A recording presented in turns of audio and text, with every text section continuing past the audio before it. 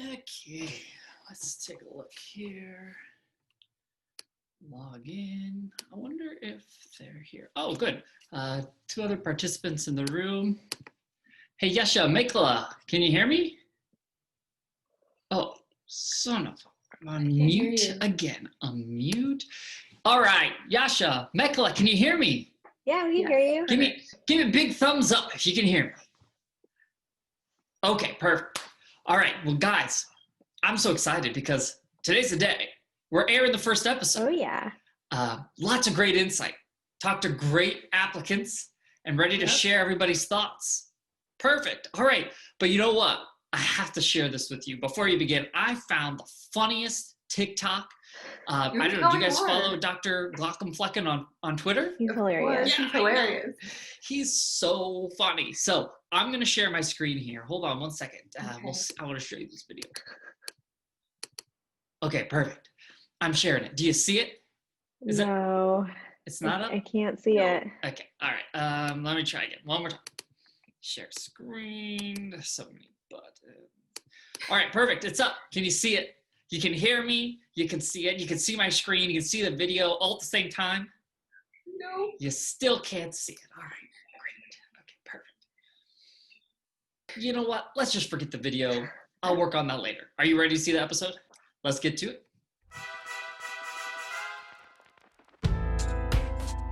Everybody, thanks for tuning in. Welcome to this mini series on the virtual interview season. My name is Nick. I'm a fourth-year medical student applying to pediatrics, and I have these two wonderful colleagues with me today. And my name is Mekala. I'm also a fourth-year medical student applying to pediatrics. And yeah, I'm so excited to delve into all of this. And I'm Yasha. I'm a current third-year diagnostic radiology resident, and I'm also excited to contribute my perspective to this mini-series. Awesome. Can't wait. Well, I guess we should let everybody know what it is and what we're doing here. So we've called this mini-series The Zoom Where It Happens, where we're going to discuss everything virtual interview season related in a 5-part series. Yeah, and really one of the main goals of this series is to reflect on initial applicant experiences during this virtual interview season. Everything is so new to everyone, and so it'd be helpful to kind of see what people have been feeling so far. And of course, we want to give this feedback to the programs and to program directors so that we can all improve this process for ongoing interviews and for years to come.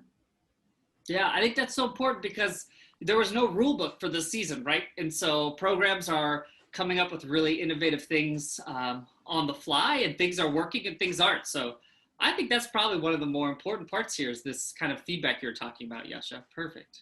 So we'll be posting the prompt for each episode the week before we put it live so that we can hear exactly what you want to know about.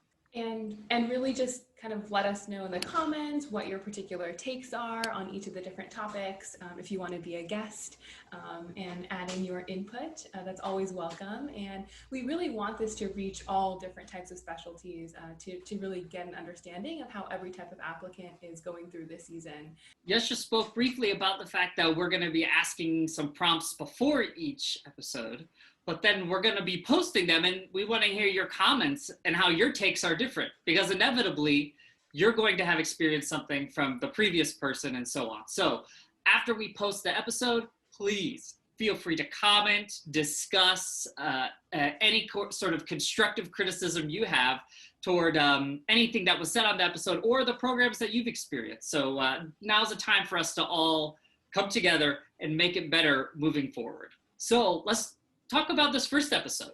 We talked that we're going to have several of them. This first one's theme is everything pre-interview.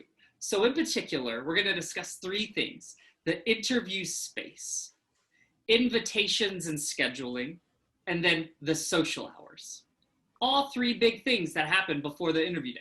And kind of talking about the couple different topics that we're going to be discussing today. I'm really excited to chat with a couple of applicants on how they created their interview space. So yeah, let's see what they have to say. Awesome, let's do it.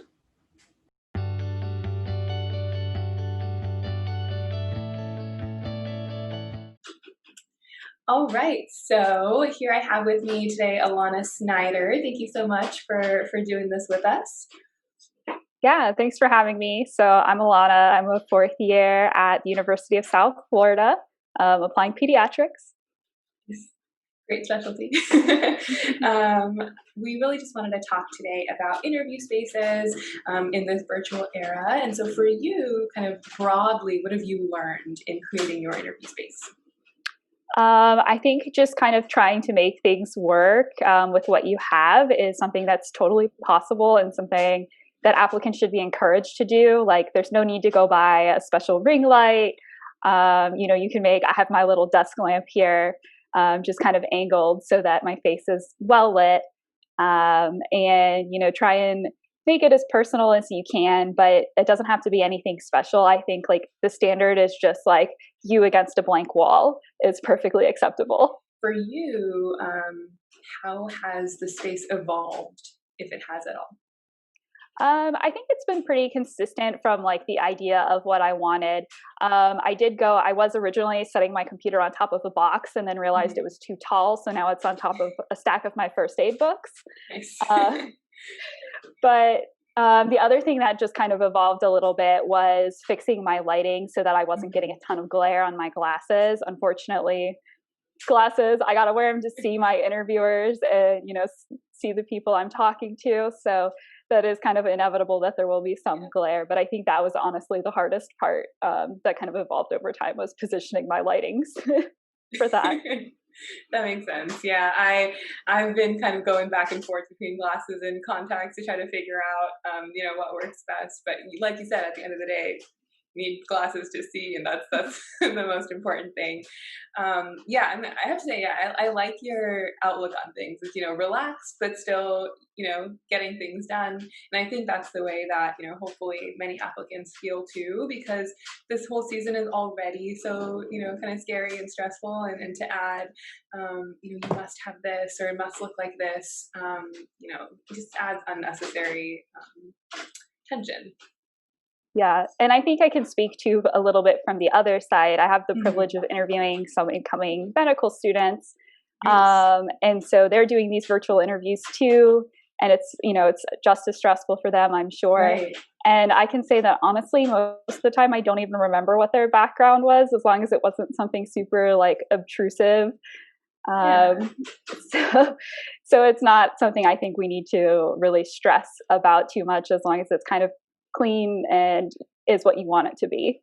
Yeah, no, I think I'm glad you brought that perspective. That was an unexpected addition. I think that's something that is nice to hear, especially, for me as an applicant, feeling really cool. And probably they don't really, that's not the thing that they're going to be focusing on. No. So yeah, I mean, this is perfect. All right, so here we have Arti Ramu with us. Thank you so much for joining us on this episode. Thank you so much for having me today. Absolutely. You want to introduce yourself? Of course. So, like you said, my name is Arti Ramu. I'm an international medical graduate from India. I was actually born and brought up in New Jersey, but I moved to India for high school, and I graduated from medical school last year, and I've just applied for pediatrics right now. Awesome. Congrats. Thank you. So we really wanted to talk about interview spaces and just generally how, or what have you learned in creating your virtual interview space? So I guess creating the virtual interview space has been something very different for us this year. But I think the most important thing is that we should be comfortable in our own environment. I know some people have plain backgrounds, some people have like little decorations or paintings in their background. And either way is fine as long as we are comfortable in our own environment. And as long as it's not too distracting for the interviewer. If there's a lot of colors and a lot of crazy stuff going on back there, it can be a little distracting. Yeah, I like that. That's kind of, I think, my philosophy too, and Alana's as well, who I chatted with earlier, is just kind of the idea of clean, simple, comfortable. So definitely. And anything that you noticed that was a little more difficult or more complex when you were creating your environment? I think lighting was the main thing out of everything. So initially, when I was planning out my interview space in this house, I actually wanted it to be backwards because I like the wall in front of me better than what's behind me. But there's a giant window in front of me, and I was like, the room is bright even without having to sit in front of the window. But when it was to my back, you couldn't see outside the window. It was just like a bright, blinding light, and it's very difficult for people to see that in a big screen. And even any lights that you have on in the house, you light up there on the ceiling or like to the side, it really shows off to be very bright in your screen. So adjusting and maneuvering to make sure that that's not seen was something that I found a little difficult, but I was able to find like a comfortable space eventually. Good. Yeah, I think that seems to be a little bit of a consensus overall, though we'll see what people say in the comments, that lighting is really tricky and, changes throughout the day. And, you may feel comfortable in a spot, but like you said, the lighting may be off and then you have to, adjust and things like that. But it's nice, you found your sweet spot and, hopefully, it'll carry you through the season. If I may make a recommendation, I would definitely recommend getting a ring light. I found it to be very helpful. Even if you're sitting in front of a natural light source or any other form of light source, I feel like the softness from the ring light really brightens up your face without being too harsh. And I found that to be very useful. I like that recommendation. Excellent. Okay. Good luck for the rest of the season. Thank you.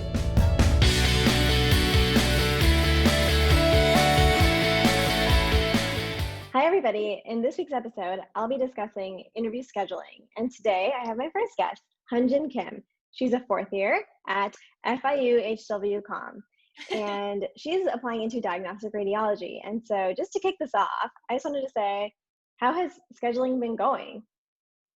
Scheduling can be a difficult process. I feel like there's this pressure for all of us to schedule like the second we get the interview, otherwise the slots kind of fill up within a minute. I mean, I don't know if I'm exaggerating or not, because I've heard so many stories of like friends who have missed their window to schedule their interview. So I always get on it right away. Yeah, so like what kind of window is that? I know like you said minutes, but have there been instances where like you log on and like immediately it's just like gone?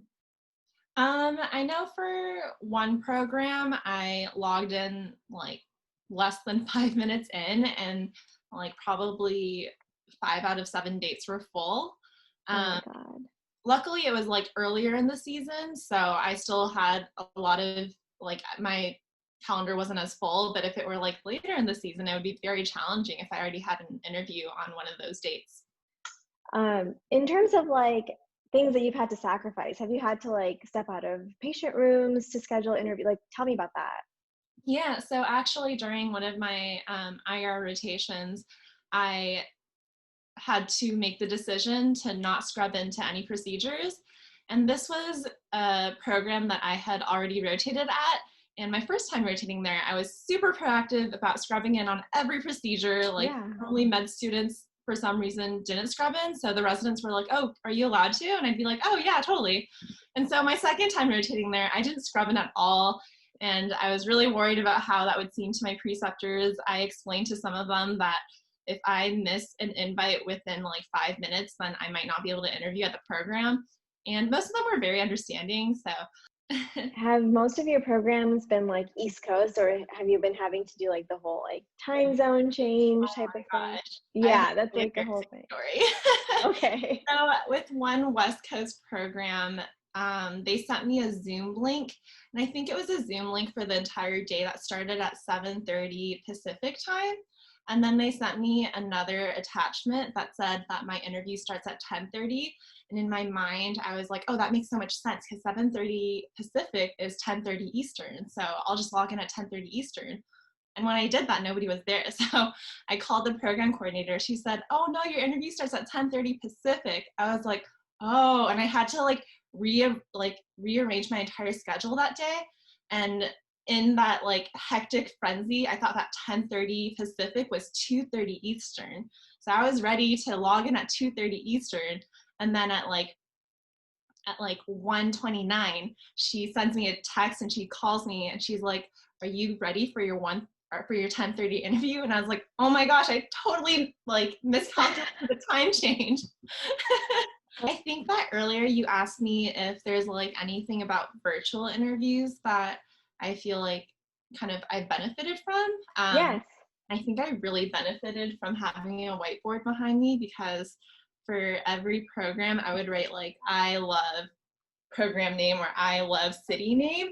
And I've gotten a lot of good feedback about it. Like if I'm interviewing with a program director and they see "I love" like program name, they're like, "Oh, this is the best Zoom background that I've ever seen," and they get very excited. Wait, that's awesome. That's so nice. Nice work.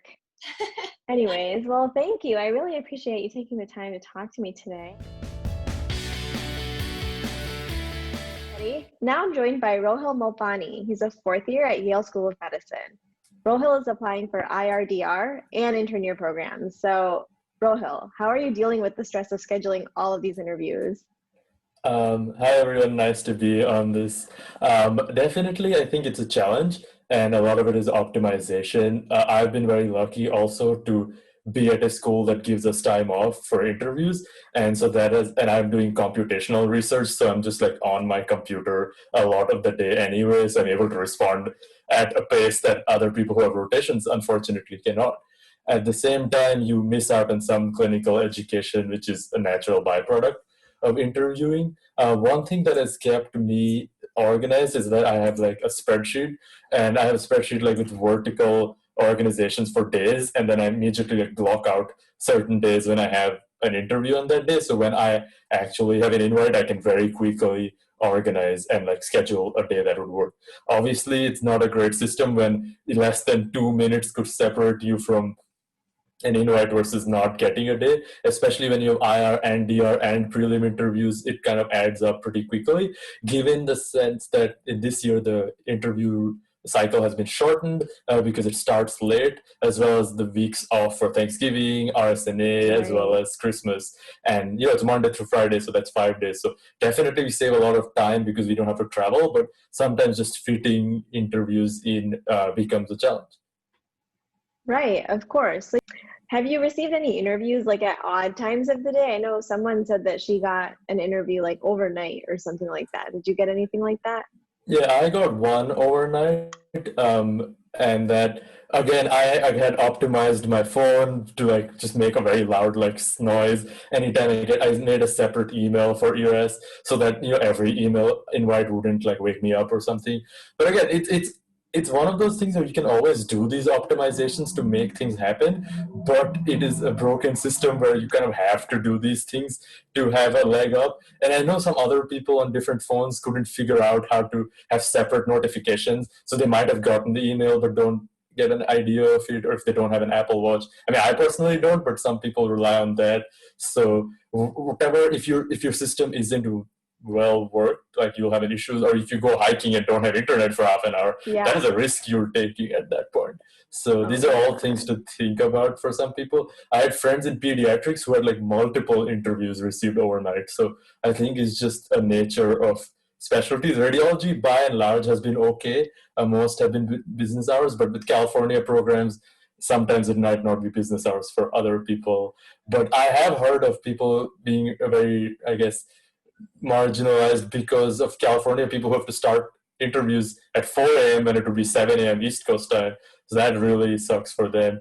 Let me not get started on someone who was interviewing from Hawaii at 2 a.m. or something of that Oh sort. my God. Yeah, we were going to have someone from Hawaii interview at our program, but then they canceled. But we were like, oh my God, that's like middle of the night. I can't imagine. Yeah, I was planning to go to India for a part because I haven't been back home in a long time, and it would have been the same thing for me then.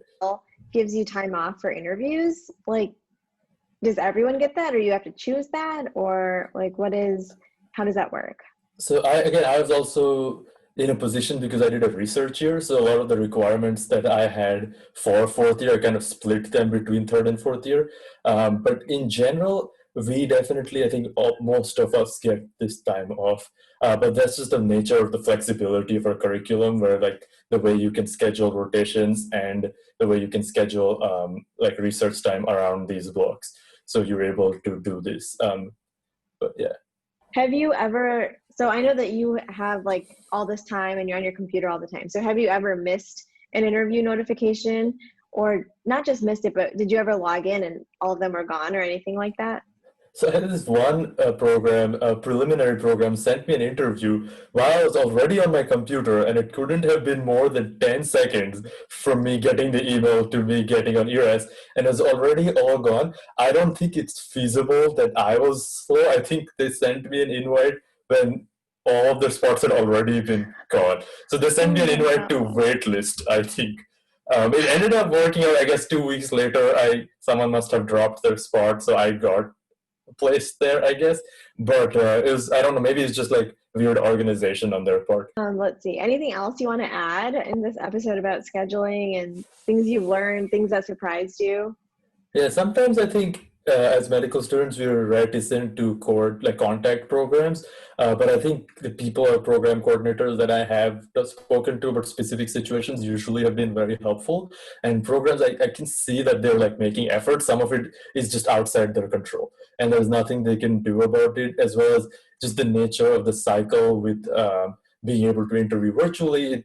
Programs lose out, applicants also lose out, and financially it's a great move, but trying to figure out if it becomes challenging.